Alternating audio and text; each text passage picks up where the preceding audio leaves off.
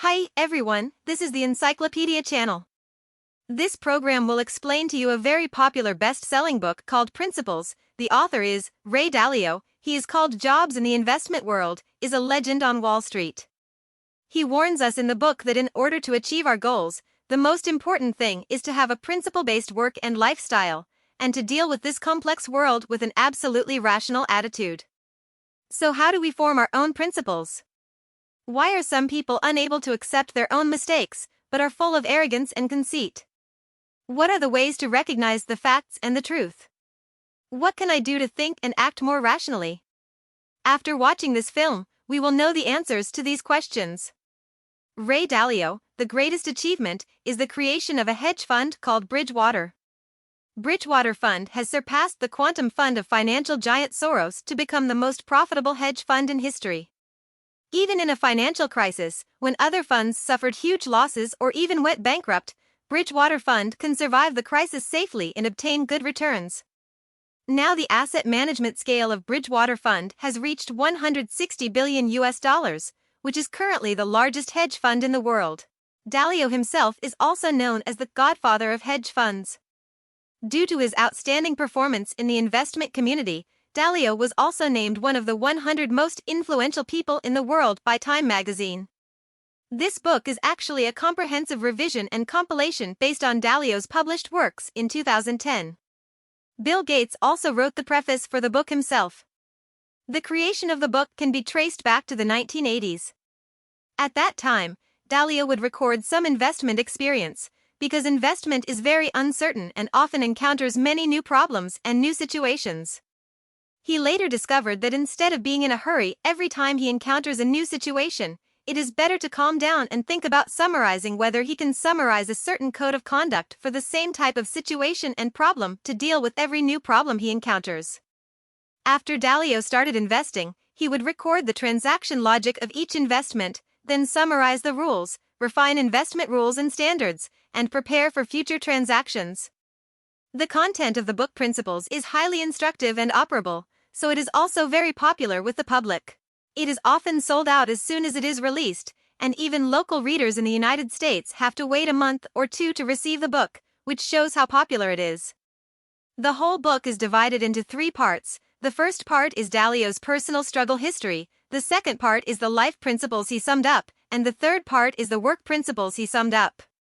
The life principles and work principles in the last 2 parts add up to hundreds of principles, large and small, mainly presented in the form of a list, and each principle is accompanied by a short text description. Therefore, we interpret the core content of this book from 3 aspects. First of all, let's talk about Dalio's principles of life, how to understand the world with an absolutely rational attitude and understand reality accurately. Secondly, let's talk about Dalio's principles of work, how to use principles as the basis of work, and make decisions based on the principle of superior ideas at work. Finally, let's talk about principles, how to become a professional mistake maker, reflect from mistakes, and form your own principles. First part. Let's first talk about the principles of life. The core content is how to understand the world with an absolutely rational attitude. In other words, it is to truly face reality. Many people may think that they are a rational and principled person. In fact, it is not that simple to recognize the truth. People have animal nature, so many times people will let their inner animal spirit drive them to act, thus ignoring the pursuit of facts and truth. For example, Buffett once said that one of his investment principles is be greedy when others are fearful, and be fearful when others are greedy. This investment principle sounds simple, but anyone with stock investment experience knows that it is too difficult to practice this principle. When the market plummets, it is difficult to maintain rationality, and it is very likely to follow other investors. People sold their stocks together. In order to think and act more rationally, Dalio summed up 5 steps to achieve goals.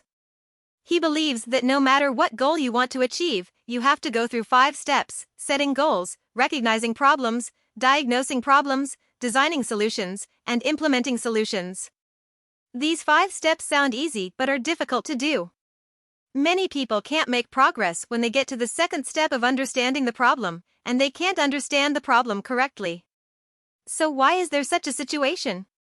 Dalio analyzed that there are two reasons. On the one hand, everyone has blind spots. Different people see things from different perspectives. Our habitual thinking patterns may make it impossible for us to accurately understand and judge the situation. On the other hand, human nature is arrogant and conceited. When some people's views are challenged, the first thing they think of is not to admit their mistakes, but to justify themselves. Dalio believes that the greatest tragedy of human beings is arrogance and conceit, which cause us to do things with wrong views and are unwilling to accept doubts. So, how did such a tragedy happen? Neuroscientists say it has to do with how the brain works. There is a part of our brain that really wants to know where we are going wrong and loves to see our weaknesses so we can evolve and do better. However, another part of the brain regards real evaluation and criticism as an attack, and desperately adopts various defense mechanisms to protect itself from being attacked.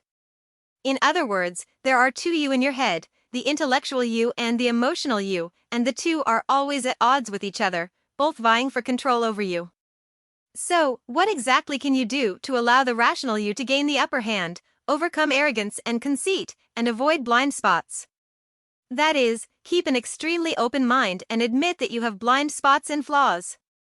Dalio has dated countless elites, none of whom are perfect. But these people are smart because they are able to remain extremely open in the face of external doubts and criticisms, and they are very clear about where they have blind spots and flaws, so as to constantly evolve themselves. Of course, it is not easy to achieve extreme openness. Dalio also said that it usually takes 18 months for most people to get used to this mode of operation. You can start with the little things around you, such as communicating openly and honestly with family members, friends, or anyone else, and making judgments and choices after careful consideration. You will find that when you are extremely open and honest, everyone can speak freely, and the results achieved in this way will be better than the ideas you came up with alone. In addition to being extremely open, Dalio believes that we should also take the initiative to treat all aspects of life in a scientific and rational way, and take the initiative to turn perceptual experience into a rational summary. For example, if you ask someone how long it takes you to commute every day, most people will say a little over 40 minutes, or about an hour, but few people will put the daily commute the time is recorded, and then statistical analysis is performed to obtain an accurate average commute time, as well as the longest and shortest time spent in the process of commuting. If you can accurately record and treat life with this scientific and rational attitude, your sense of control over life will increase by more than one level. The above is the first content of this book, Principles of Life. Let's summarize it a little bit.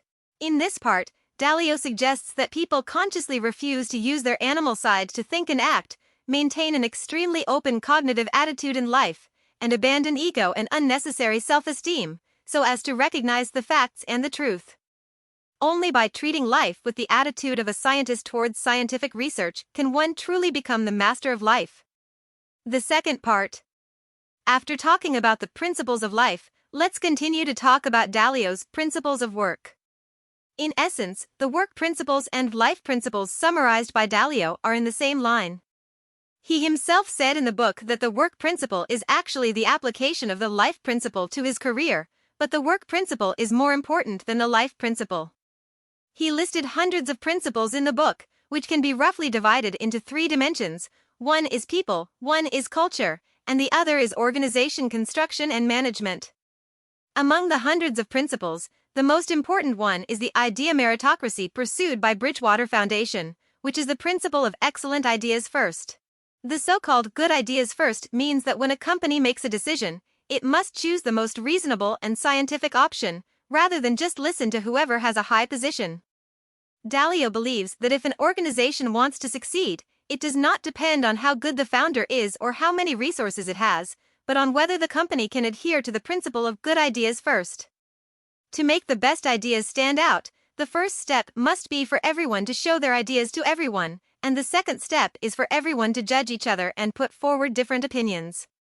Then you may ask, how to judge whether an idea is reasonable? In the book, Dalio introduced a decision-making method used inside the Bridgewater Fund, called credibility-weighted decision-making method. That is to fully consider the professional background of each person, then assign different weights to the opinions of people with different expertise, and finally make a decision based on weighted calculations. For example, at the Bridgewater Foundation meeting, if medical-related topics are discussed, the opinions put forward by people with medical background will definitely have a greater weight in the final decision-making. The weight of opinions put forward by people with accounting background will not be weighted. Would be too high. If you are discussing an issue related to accounting, it is exactly the other way around. In this case, it not only ensures the fairness and democracy of the decision-making process, but also ensures the scientificity and feasibility of the final decision-making results. Of course, this decision-making method has a premise that everyone is different.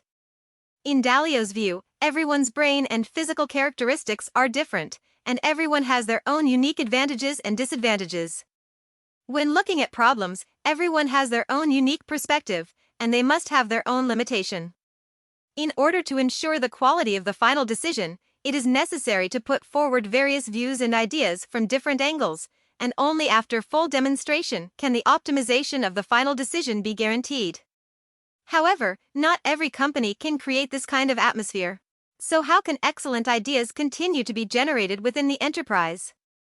This involves another important working principle of Dalio, called extremely transparent and extremely authentic. As we said just now, in Dalio's life principles, there is one called extreme openness. In the work principles, this extremely transparent and extremely real is also in line with extremely open, and it is particularly emphasized a little. There is such an example in the book. Once, Dalio received an email. This email was sent by his subordinates, and it reads, "Dalio, your speech at the company meeting today was simply failing. You didn't make any preparations at all, otherwise, you wouldn't be able to speak well. It sucks. In the future, you should spend more time preparing for the meeting. If necessary, I can even come to accompany you to prepare and help you warm up." At the end of the letter, the subordinate made up for it, saying, "If you think if your opinion is wrong, you can ask other colleagues, or ask me directly." This kind of direct challenge to the boss by subordinates is really rare in other companies. But for Dalio, such conversations happen every day, and he doesn't get angry at all over such things. Because only in this way can colleagues dare to treat each other honestly. In the company, regardless of the level, colleagues must point out any problems or ideas in a timely manner. This is the principle of extreme transparency they pursue. In addition, Bridgewater Fund has a regulation that sounds scary. Basically, all meetings within the company must be recorded. If a colleague is talked about during a meeting, but the colleague is not present, the person present must send the recording of talking about the colleague to the colleague. In other words, the company does not allow anyone to talk about others behind their backs. At one point, for example, Dalio was discussing an employee's promotion with another executive at the company. The executives felt that this employee was very capable and could be promoted and raised, but Dalio felt that this employee was not capable enough. Later, Dalio thought, "No, you can't talk about employees behind their backs."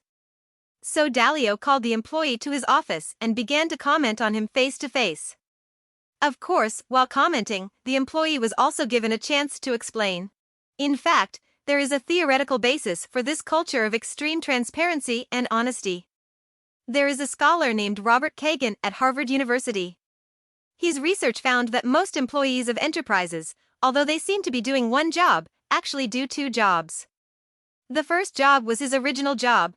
The second job was to manage other people's perceptions and impressions of him, especially to hide his shortcomings and deficiencies and show his glamorous side. But this second job is actually a waste of time and energy. In Bridgewater's corporate culture, everyone only needs to do the first job, and it is enough to be the most natural and comfortable self, and there is no need to waste time and energy on the second job. Behind all of this, Dalio's philosophy of absolute rationality still runs through. He hopes to create a company where everyone operates precisely like a machine and fulfills their responsibilities, because this is the most efficient. However, this principle of extreme transparency also comes at a price. At Bridgewater, the turnover rate of new recruits is very high. According to reports, a third of employees leave the company within their first 2 years on the job. Moreover, according to the feedback from these former employees, they think that the communication between colleagues is too rough and often in a state of being questioned. Hearing this, you may feel that such a company is too harsh on its employees. But this is the principle that Dalio insists on. His philosophy is not people-oriented, but principle first. Now, the second content, Principles of Work, is finished. In this part, Dalio introduced a set of decision-making mechanisms implemented within Bridgewater Fund, called the Principle of Excellent Ideas First. In this mechanism, the company's decision-making must be made in the most reasonable and scientific way, which is the credibility-weighted decision-making method.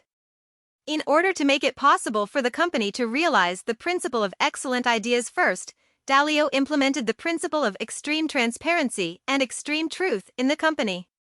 Although this principle allows colleagues in the company to treat each other honestly, this seemingly crude communication also leads to a relatively high turnover rate of new employees. The third part. Next, let's finally talk about how to form our own principles. In the introduction to this book, Dalio also said that it is up to the reader to decide how valuable his principles are. In fact, what is more important is not the principle itself, but the thinking behind the principle. Only by forming your own principles can you make better decisions. We cannot establish a principle by listening to other people's experience. In essence, the principle can only come from our own pain plus reflection. Dalio has such a quirk. He likes to immerse himself in pain and constantly review these mistakes. He even made an app called Pain Button, which means pain button, which is specially used to record every mistake he makes. And record everything that causes pain and reflection. For example, he repeatedly mentioned a mistake that affected him the most on various occasions. This mistake happened in the last century. In the early 1980s, the unemployment rate in the United States was very high, and major banks in the United States held a lot of debt from Latin American countries. Mexico defaulted on its debt in August 1982, a crisis event at the time. Dalio is very powerful and successfully predicted the debt crisis. Therefore, the U.S. Congress and Wall Street TV programs have invited him to speak about the crisis. He continued to predict in a TV interview that there will be an economic crisis and a big bear market in the future. Later, Dalio was severely slapped in the face. At that time, the Federal Reserve adopted a loose policy in response to the crisis, which resulted in a bull market for the United States for more than 10 years. Dalio himself paid a huge price for this misjudgment and almost went bankrupt. But Dalio later recalled that it was this mistake that made him conduct a thorough reflection, changing his thinking from thinking I am right to thinking how do I know I am right, and letting himself become more rational. In the subsequent financial crisis, this set of thinking methods benefited him a lot. Every time others lost money in the financial crisis, Bridgewater Fund always maintained a good rate of return. Therefore, Dalio encourages everyone to rationally record their mistakes and reflections, and be a professional mistake maker. In fact, in normal work and life, we will experience many things. After some things, we will draw some lessons, and sometimes even a flash of inspiration will produce some good ideas. But the default setting of the human brain is short-term memory. As long as we don't deliberately repeat something to remember, no matter the experience we gain or the good ideas we think of, we can easily forget it.